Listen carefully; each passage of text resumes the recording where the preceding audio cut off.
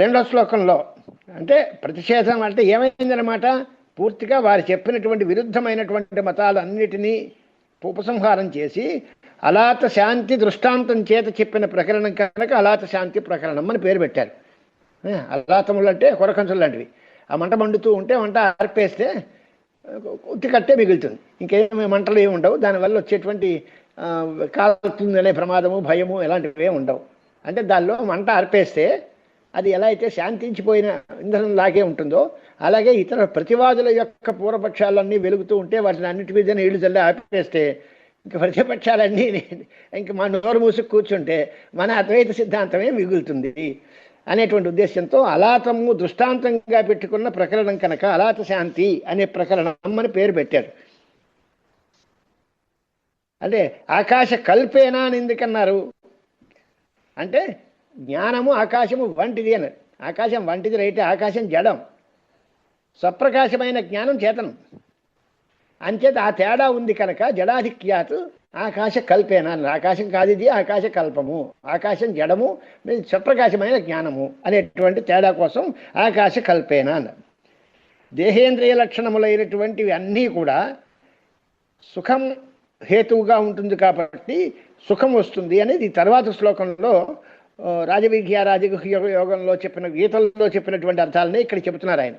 అస్పర్శ యోగో why నామ సర్వసత్వసుఖో హిత అవివాద అవిరుద్ధశ్చ దేశిత తం నమామ్యహం అని మరొక శ్లోకం.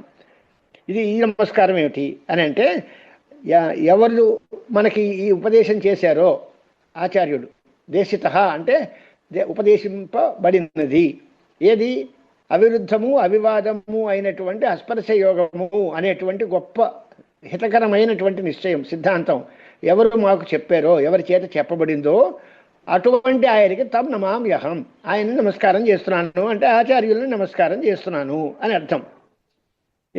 ఎందువల్ల అని అంటే అలా చెప్పడం వల్ల అద్వైత దర్శనం కోసం ఆ అద్వైత దర్శన యోగం ఏదైతే ఉందో అస్పర్శ యోగము అనేటువంటి మాట దాన్ని కూడా నమస్కారం చేస్తున్నాను. అంటే పరమాత్మకి నమస్కారం చేసాం ముందు మనం నారాయణుడి. ఆ నారాయణుడు చెప్పినటువంటి విషయం ఏమిటి అంటే అస్పర్శ యోగము అనే విషయాన్ని చెబుతున్నారు, దానికి కూడా నమస్కారం చేస్తున్నాను. అంటే అద్వైత దర్శనమే ఈ అస్పర్శ యోగము అనే మాట చేత పిలువబడింది. ఆ అద్వైత దర్శనాన్నే స్తోత్రం చేస్తున్నాం. దేహేంద్రియ లక్షణమైనటువంటి వాళ్ళ అందరికీ నిత్యము సుఖాన్ని కల్పించేటువంటిది కాబట్టి దానికి సుఖ సర్వసత్వ సుఖ అని పేరు పెట్టారు. సర్వసత్వ సుఖ అంటే అందరికీ అందమైనటువంటి సుఖాన్ని కల్పించేటువంటి స్వభావం కలవాలి. సత్వములు అంటే ప్రాణులు, అందరి ప్రాణులకు సర్వసత్వములకు సుఖాన్ని కల్పించేది ఏది అంటే అద్వైత దర్శనం. దీనికి ఇప్పుడు నమస్కారం చేస్తున్నారు. భాష్యం చూద్దాం. అతన అద్వైత దర్శన యోగస్య నమస్కార తత్స్థితయే. ఇందాక చెప్పిన ఆచార్యులకి నమస్కారం, ఇప్పుడు అద్వైత దర్శన యోగానికే నమస్కారం చేస్తున్నాము. ఎందువల్ల అక్కడ దాని అర్థం ఏమిటి, స్పర్శ యోగ, స్పర్శనం స్పర్శ సంబంధ అని అర్థం. స్పర్శ అనే దానికి సంబంధము అని అర్థం. నవిద్యతే సంబంధ యస్య నవిద్యతే స్పర్శ యస్య సహ అస్పర్శ యుజ్యత ఇది యోగ. అస్పర్శశ్చాసౌ యోగశ్చ అస్పర్శ యోగ. ఇదివరకు చదువుకున్నాం ఈ మాటను. అస్పర్శ యోగము ఆత్మ సత్యానుబోధం చేత అస్పర్శ యోగం సిద్ధిస్తుంది అని చెప్పారు. ఆత్మైవ సత్యం అనేటువంటి అనుబోధము అంటే శాస్త్రాచార్య ఉపదేశమును బట్టి వచ్చేటువంటి జ్ఞానం అయితే ఉందో దానివల్ల అస్పర్శ యోగం సిద్ధిస్తుంది. అంటే అస్పర్శ యోగం అంటే ఏమిటి అని అంటే వర్ణాశ్రమాది ధర్మములతో కానీ రాగద్వేషాది దోషములతో కానీ ఏ సంబంధము లేకుండా ఉండి జీవుడు బ్రహ్మతో సంబంధాన్ని పొందేటప్పుడు దానికి అస్పర్శ యోగము అని పేరు. జీవుడు బ్రహ్మతో యోగాన్ని పొందుతున్నాడు. ఈ జీవుడికి రాగద్వేషాదులు వర్ణాశ్రమాదులు వాటి వల్ల వచ్చేటువంటి సంబంధాలు ఏమీ లేవు అనేటువంటి అభిప్రాయం. అది రాస్తున్నారు ఇక్కడ. స్పర్శనం స్పర్శ సంబంధ నవిద్యతే యస్య యోగస్య కేనచిత్ కదాచిదపి సహ అస్పర్శ యోగ. ఎప్పుడో ఒకసారి స్పర్శ లేదండం కాదు, దేంతోటి సంబంధం ఉండకూడదు, ఎప్పుడూ ఉండకూడదు. అంటే సర్వకాల సర్వావస్థల యందు అసంగోహ్యయం పురుష, సంబంధరహితమైన అసంగమైన పురుషుడు అని చెప్పాలి. అలాగా కేనచిత్ కదాచిదపి యోగ యస్య నాస్తి సహ అది అంటే అలాంటిది బ్రహ్మస్వభావమే అవుతుంది. అది అసంగమైనది అదొకటే. తక్కువ వాళ్ళందరూ ఏదో ఒక దాంతో సంబంధం ఉంటుంది ఎప్పుడప్పుడు. కానీ ఎప్పుడు దేంతోటి సంబంధం లేనటువంటి వస్తువు ఏది అంటే బ్రహ్మస్వభావము. అది వైనామ అనేటువంటి ప్రసిద్ధి ద్యోతకాలు. అంటే బ్రహ్మవిదాం అస్పర్శయోగ ఇత్యేవం ప్రసిద్ధ ఇత్యర్థ. బ్రహ్మవేత్తలకు అస్పర్శయోగము అనేటువంటిది ఉంటుంది, అది ప్రసిద్ధమైనది అని చెప్పడం కోసం అస్పర్శయోగో వైనామ, వైనామ అనేది ప్రసిద్ధము అనేటువంటి అంటాం. అనగా ఫలానా పేరు గలగ రాజు, అలాగే అస్పర్శ యోగము అనేటువంటి గొప్ప యోగం ఉండేది. అది ఎవరికి ప్రసిద్ధం? బ్రహ్మవేత్తలకి మాత్రమే ప్రసిద్ధమైనది అని అర్థం. సచ సర్వసత్వ సుఖ. సర్వసత్వ సుఖ అనే దానికి అర్థం ఏమిటి? సర్వసత్వ సుఖో భవతి. ఎందువలన కొంతమంది కొన్ని అత్యంత సుఖ సాధన విశిష్టోపి దుఃఖరూప. ఒకటి బాగా మంచి తపస్యాలు చేస్తాడు, బాగా తపస్సు ఉంది.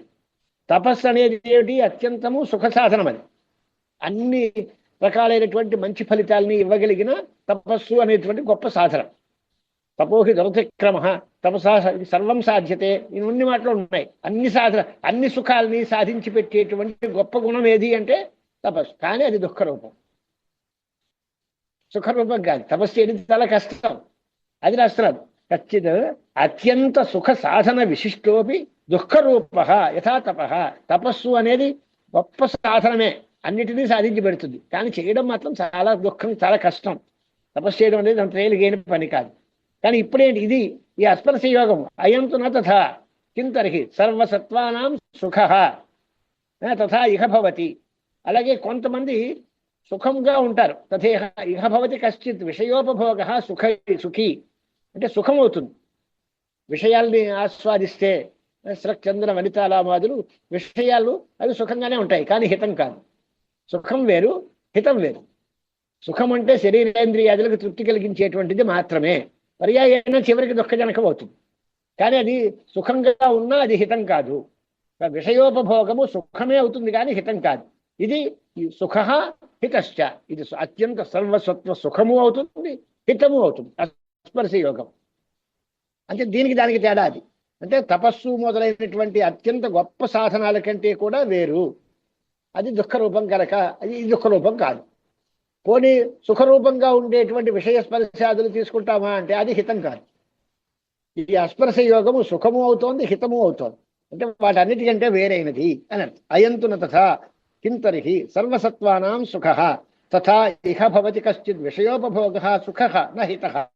అయంతు సుఖ హితశ్చ. సుఖ శబ్దం నపుంసకంలో ఉంటుంది సాధారణంగా. సుఖ దుఃఖ అని ఉండదు, సుఖం అనే ఉంటుంది. ఇక్కడ సుఖ అని పుల్లింగం ఎందుకు వేశారంటే సుఖకారి, సుఖజనక అనే అర్థంలో, సుఖాన్ని కలిగించేది అనే అర్థంలో ఈ అస్పర్శ యోగం పుల్లింగంలో ఉంది కాబట్టి సుఖ అనేసారు. సుఖ స్పర్శ అంటే సుఖజనక స్పర్శ అని అర్థం.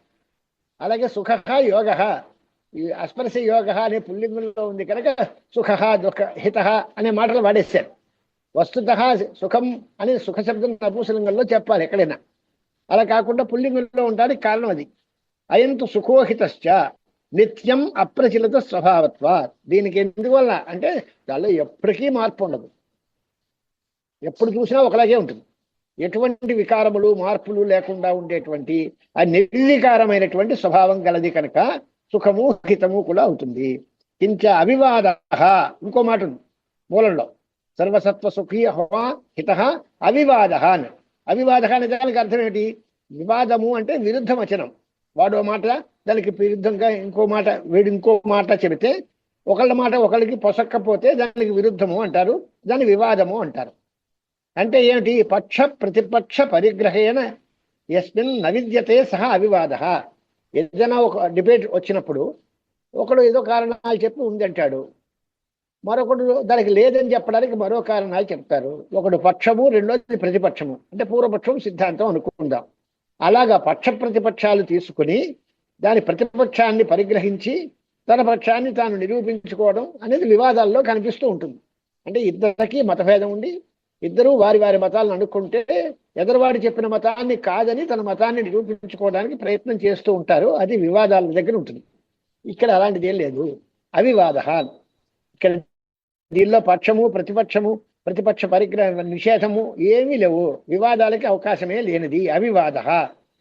కొన్ని వివాదం లేదు. ఎందువల్ల అంటే విరుద్ధం కాదు కనుక. ఇతరమైన దర్శనాలు వాళ్ళలో విరోధాన్ని పొందే పరస్పర విరుద్ధములు కనుక వివాదగ్రస్తములు. మాకు ఎవరికి విరోధమే లేదు కనుక అవివాదం ఎందుకు? అవిరుద్ధం కనుక. అవిరుద్ధశ్చ అవిరుద్ధం కనుక ఈ అస్పర్శ యోగము అనేటువంటిది చాలా గొప్పది. అద్వైత దర్శనం బ్రహ్మాత్మభావం. ఇది మా ఆచార్యులు మాకు చెప్పారు. దీంతో ఎవరికీ వివాదం లేదు, ఎవరితోటి విరోధం లేదు. సర్వసత్వ సుఖము హితము అయినటువంటిది, అందరికీ మేలు చేకూర్చేది, సర్వకాల సర్వావస్థల యందు వికారం లేనటువంటిది. అటువంటి అస్పర్శ యోగము అనేటువంటి ఒక గొప్ప శాస్త్రీయమైన దర్శనం, అద్వైత దర్శనం ఇది ఉంది. దానికి నమస్కారం చేస్తున్నాను అన్నాడు. యహ ఈదృశో యోగ దేశిత ఉపదిష్ట శాస్త్రేణ తం నమామి అహం ప్రణమామి ఇత్యర్థ. ఆ అద్వైత దర్శనానికి స్తోత్రం చేశాను అని చెప్పారు. అంటే ఎవరికీ ఆత్మప్రకాశము ఎవరికీ విరుద్ధం కాదు. ఆత్మప్రకాశము ఎవరితోటి వివాదగ్రస్తం కాదు. ఆత్మప్రకాశం ఒకడికి సుఖాన్ని ఇంకోటికి దుఃఖాన్ని ఇవ్వదు. అందరికీ సుఖాన్నే ఇస్తుంది, అందరికీ హితాన్నే ఇస్తుంది. కాబట్టి సర్వజన హితము సర్వజన సుఖము కాంక్షించి వివాదాలకి విరోధాలకి దూరంగా ఉండేటువంటి అద్వైత దర్శనం బ్రహ్మ స్వభావం కలిగిన, దాని పేరేం పెట్టారో అస్పర్శ యోగ అని పెట్టారు. ఆ అస్పర్శ యోగము అనే సిద్ధాంతానికి నేను నమస్కారం చేస్తున్నాము అనేటువంటిది ఇక్కడ మనం పూర్తయింది. తర్వాత అయ్యా మొదటి శ్లోకంలో నారాయణాఖ్యం అన్నారు కదండి, పరమాత్మకి కదా వందేం అన్నారు. మరి ఆకాశ కల్పం అని ఎలా చెప్తామండి? పరమాత్మ ఆకాశం కన్నా ఉన్నదట్టు కదా. ఆకాశ కల్పైనా అనే దానికి అర్థం జ్ఞానేనా అనే దానికి కదా ఉదాహరణ. ఆకాశ కల్పేనా అని విశేషణం దేనికేశారు? జ్ఞానేనా అన్నారు.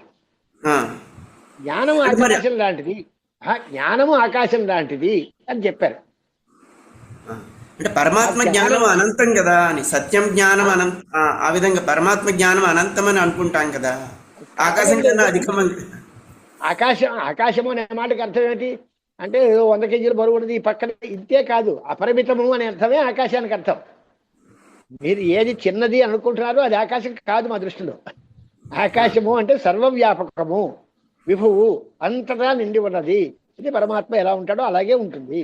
కానీ ఒక్క జడత్వం మాత్రం ఉంటుంది.